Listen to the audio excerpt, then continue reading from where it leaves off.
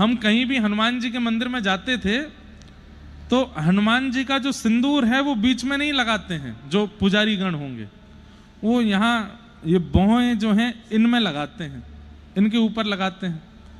कई संतों को भी देखा वो तिलक चंदन सब माथे पे लगाएंगे लेकिन हनुमान जी का सिंदूर भौहें पे लगाते हैं।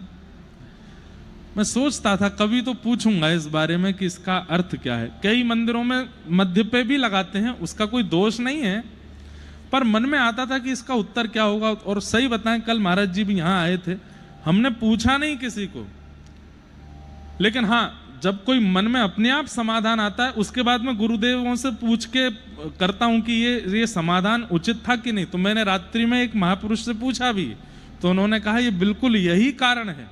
क्या कारण? मन में आया कि ये हनुमान जी का चंदन इधर क्यों लगता है, बीच में क्यों नहीं लगाते सिंदूर। तो मन में भाव आया कि जो हम बीच में तिलक पधराते हैं इसका भाव क्या है।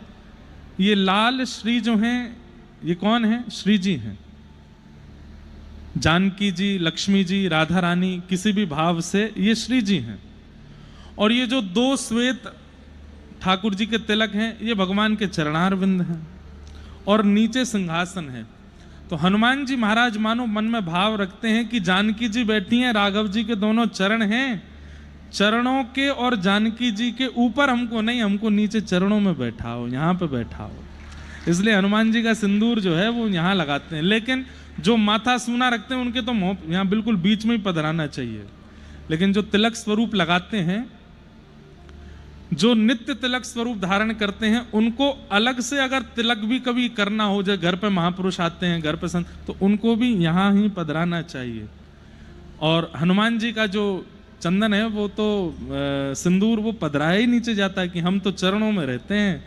अगर माथे पर तिलक विराज रहा है मतलब राघव जी, सिया जी विराज रहे हैं, लक्ष्मी नारायण विराज रहे हैं, राधा माधव विराज रहे हैं। सब संप्रदायों के अपने अपने तिलक हैं, लेकिन सब तिलकों का भाव यही है कि ठाकुर जी विराज रहे हैं तिलक के रूप में। तो ठाकुर जी के ऊपर हनुमान जी नहीं बैठते, हनुमान जी तो बगल में विराजते हैं। इसलिए हनुमान जी का जो सिंदूर है इधर लगाते हैं।